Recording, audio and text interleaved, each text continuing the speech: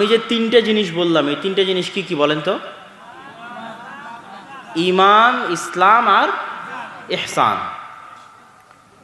ঈমান মানে হচ্ছে 6টা জিনিসের প্রতি ঈমান। কয়টা জিনিসের প্রতি? 6টা।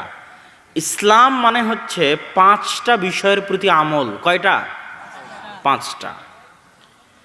ঈমান হচ্ছে অন্তরের বিষয়, ইসলাম হচ্ছে বাহ্যিক বিষয়।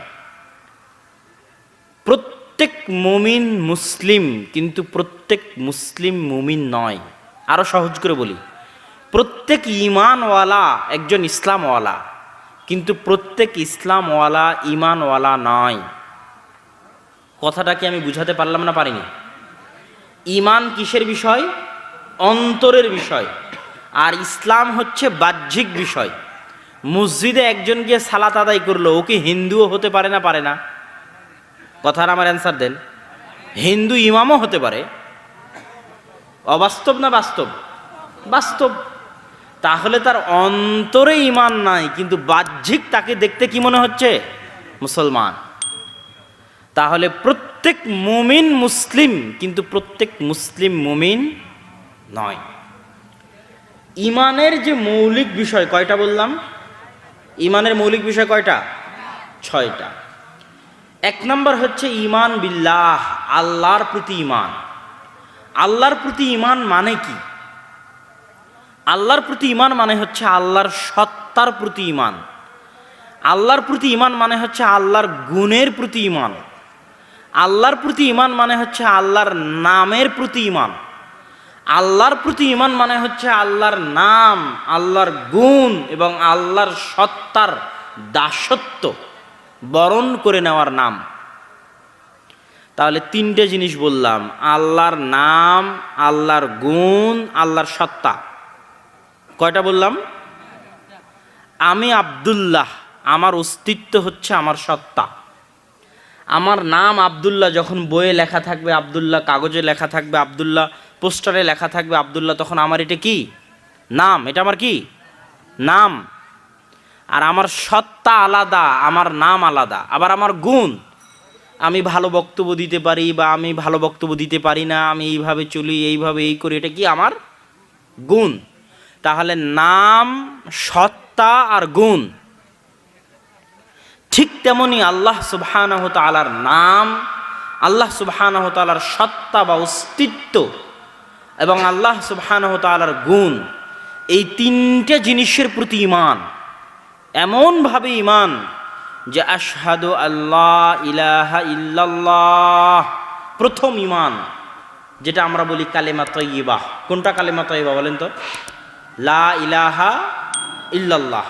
আর যখনই ওটার আগে যোগ করা হবে আশহাদু আল্লাহ ইলাহা ইল্লাল্লাহ, তখন ওটা হবে কালেমায়ে শাহাদাত। তখন এটা কি হবে? কালেমায়ে শাহাদা। তো প্রথম ঈমানটা হচ্ছে লা ইলাহা ইল্লাল্লাহর ঈমান। এই লা ইলাহা ইল্লাল্লাহ মানে কি? আমি আমার আগে কিছুক্ষণ আগে বক্তব্য দিল হাবিবুল্লাহ, আমার জানা মতে তার আগে বক্তব্য দিয়েছে আব্দুল্লাহিল কাফি, তার আগে নাইমুল ইসলাম নাইম। আপনি সবাইকে গিয়ে বললেন যে আপনাকে আমি ভালোবাসি, আপনার বক্তব্য আমার শুনতে ভালো লাগে। তো আপনাকে আমি ভালোবাসি, আপনার বক্তব্য শুনতে ভালো লাগে, এই কথাটা সবাইকে বলা যাবে। কালকে যদি আরেকজন বক্তা আসে তাকেও বলা যাবে, তারপরের দিন যদি আরেকজন আসে তাকেও বলা যাবে। যেমন আমি বললাম, আমি সাক্ষ্য দিচ্ছি আল্লাহ ব্যতীত কোনো মাবুদ নেই, মুহাম্মদ আল্লাহ রাসূল। ঠিক 500 বছর আগে বলা যেত আল্লাহ ব্যতীত কোনো মাবুদ নেই, ঈসা আল্লাহর রাসূল। তারও 1000 বছর আগে বলা যেত আল্লাহ ব্যতীত কোনো মাবুদ নেই, মুসা আল্লাহ রাসূল। তারও 1000 বছর আগে বলা যেত আল্লাহ ব্যতীত কোনো মাবুদ নেই, ইব্রাহিম আল্লাহ রাসূল। তারও 1000 বছর আগে বলা যেত আল্লাহ ব্যতীত কোনো মাবুদ নেই, নূহ আল্লাহ রাসূল। তাহলে আল্লাহর উমুক আল্লাহর রাসূল, এই কথাটা পরিবর্তন হচ্ছে না হচ্ছে না? কথাটা উত্তর দেন। হচ্ছে না হচ্ছে না? হচ্ছে। যত নবী আসতেছে তত পরিবর্তন হচ্ছে, যত রাসূল আসতেছে তত পরিবর্তন হচ্ছে। এখানে যত বক্তা আসবে আপনি সবকে বলতে পারবেন আপনি ভালো বক্তা, আপনার বক্তব্য আমি শুনি। কিন্তু ইলাহের ক্ষেত্রে কি সেটা করা সম্ভব? বললেন আপনি ইলাহ, কালকে গিয়ে শাহজালালের মাজারে গিয়ে বললেন আপনি ইলাহ, কালকে শাহ মখদুমের মাজারে গিয়ে বললেন আপনি ইলাহ, কালকে আর এক পীর বাবার দরবারে গিয়ে বললেন আপনি ইলাহ, আর এক অলির দরবারে গিয়ে বললেন আপনি ইলাহ। এটা চলবে না? চলবে না? এটা চলবে না দেখেই আল্লাহ বাক্যটা এভাবে বানাননি যে আপনি ইলাহ। আল্লাহ বাক্যটাই ভাই বানিয়েছে লা ইলাহ, কোনো ইলাহি নাই। দুনিয়াতে যত মিথ্যুক ইলাহের দাবিদার আছে, যত ভণ্ড উলুহিয়াতের দাবিদার আছে, যত মিথ্যুক জাল নকল ভণ্ড উলুহিয়াতের দাবিদার আছে, সব ইলাহকে পা দিয়ে পিষে ফেলতে হবে। তারপরে বলতে হবে একমাত্র ইলাহ, অনলি ওয়ান ইলাহ, শুধু ইলাহ কে? আল্লাহ সুবহানাহু ওয়া তাআলা। এটা হচ্ছে কালেমা লা ইলাহা ইল্লাল্লাহর অর্থ। আপনি যখনই আল্লাহকে ইলাহ মানবেন, তখন শাহ মখদুমের মাজারে গিয়ে কিছু চাইতে পারবেন না। কথাটা কি আপনাদের খারাপ লাগলো না? কথা ঠিক আছে? কথা ঠিক আছে। যখনই আপনি আল্লাহকে একক ইলাহ মানবেন, তখন আপনি কোনো পীর ওলিয়া উলিয়ার ওসিলা দিয়ে কিছু চাইতে পারবেন না। চাইতে হবে ডাইরেক্ট কার কাছে? ইলাহ যিনি, তার কাছে। কার কাছে ডাইরেক্ট চাইতে হবে? ইলাহ যিনি, তার কাছে ডাইরেক্ট চাইতে হবে। এই ডাইরেক্ট চাওয়াটাই হচ্ছে ইসলামের সৌন্দর্য। রব আর ইলাহের মধ্যে পার্থক্য আছে, যেটা আমি আমার বহু বক্তব্যে বলেছি। আল্লাহ সুবহানাহু ওয়া তাআলার ক্ষেত্রে বলা হয়েছে আলহামদুলিল্লাহি রাব্বিল আলামিন, আলামিনের প্রতিপালক। বলা হয়নি যে রব্বুল মুসলিমিন, রব্বুল মুমিনিন। কেননা আল্লাহ শুধু মুসলমানদের রব নয়, মুমিনদের রব নয়। ওই হিন্দু যে আছে তারও রব, ইহুদিরও রব, খ্রিস্টানেরও রব, নাস্তিকেরও রব। নাস্তিকেরও জীবন মৃত্যুর মালিক কে? যে আল্লাহকে রোজ গালি দেয় তাকে খাওয়ায় কে? তাহলে আল্লাহ সবার রব নয়?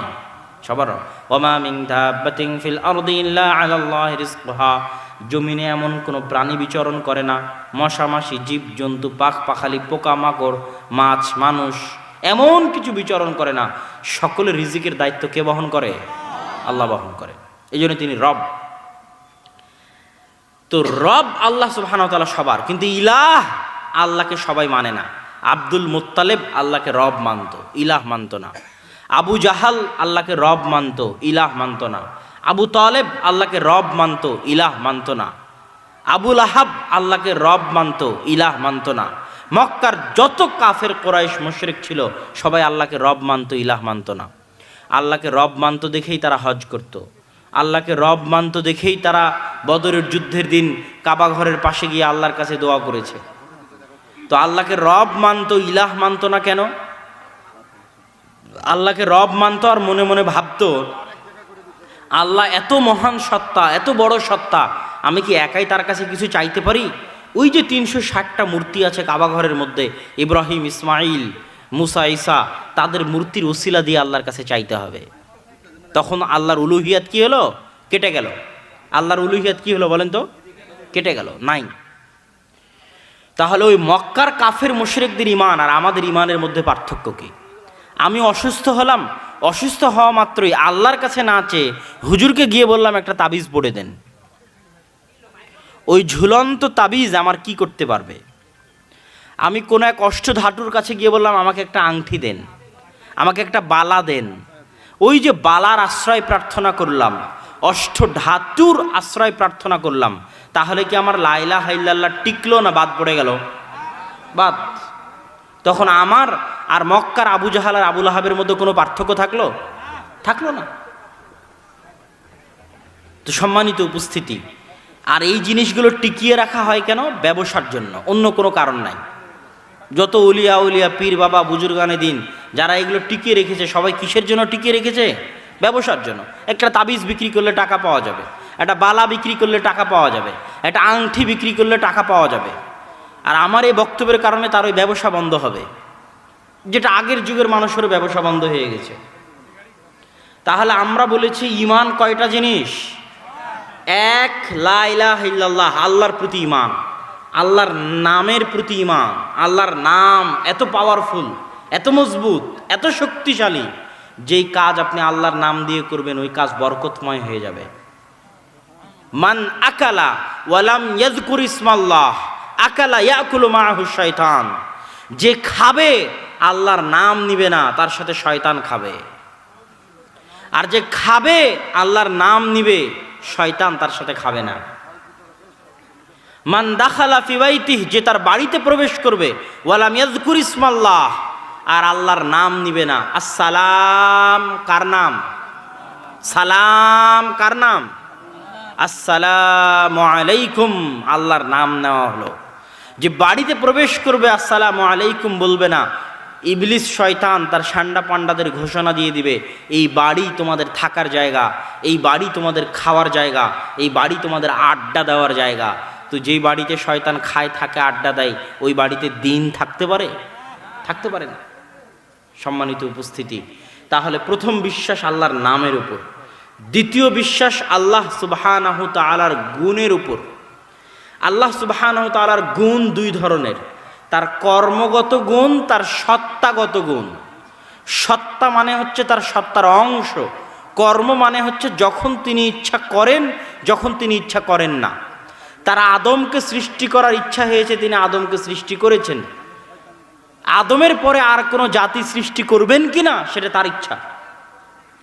আদমের আগে জিনকে সৃষ্টি করার ইচ্ছা হয়েছিল, সৃষ্টি করেছেন। এটা হচ্ছে আল্লাহ সুবহানাহু ওয়া তাআলার কর্মগত গুণ। আর আল্লাহ সুবহানাহু ওয়া তাআলার সত্তাগত গুণ, যেগুলো আল্লাহ সুবহানাহু ওয়া তাআলার সত্তার সাথে সম্পৃক্ত,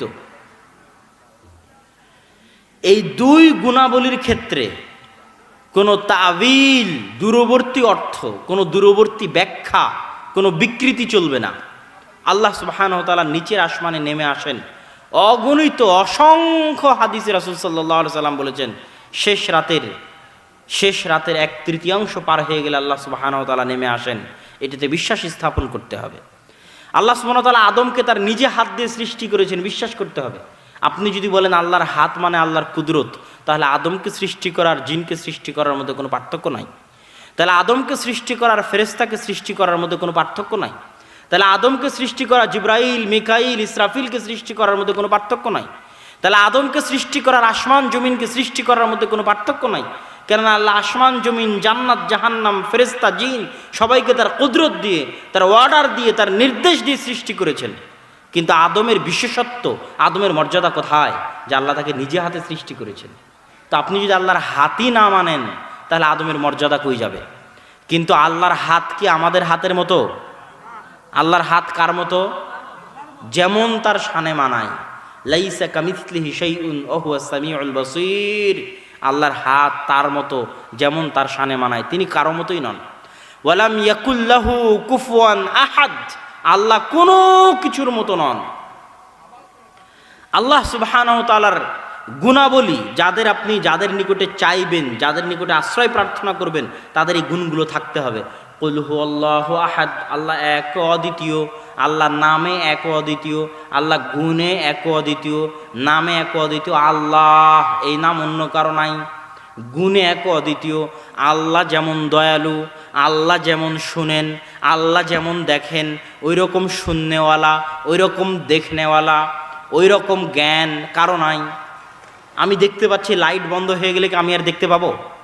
পাবো না, আপনারাও পাবেন না। কিন্তু আল্লাহ সুবহানাহু ওয়া তাআলার জন্য, দেখার জন্য কি লাইট লাগে? অন্ধকারের মধ্যে কালো পাথরের উপর কালো পিঁপড়াও যদি চলে, তো আল্লাহ সুবহানাহু ওয়া তাআলা এটা দেখতে পাবেন। আপনারা দুইজন কানে কানে কথা বললে আমি শুনতে পাবো? আর এই সারা পৃথিবীতে যত কোটি মানুষ আছে, এখন যত কোটি মানুষ কথা বলছে, সবার কথা আল্লাহ এখন শুনতেছেন। তাহলে আল্লাহর গুণ কি আমাদের মতো? না। আল্লাহ গুণে একক, নামে একক। গুণে অদ্বিতীয়, নামে অদ্বিতীয়। আল্লাহুস সামাদ, আল্লাহ মুখাপেক্ষীহীন। আমি আপনি মুখাপেক্ষী, সবাই মুখাপেক্ষী। في القلب مشاعر أخفيها قد أشرقت الشمس عليها عن خطط لم أعبأ فيها ستكون بأيامي فرقا فحياتي قبل الحلقات تيه بضياع بشتاتي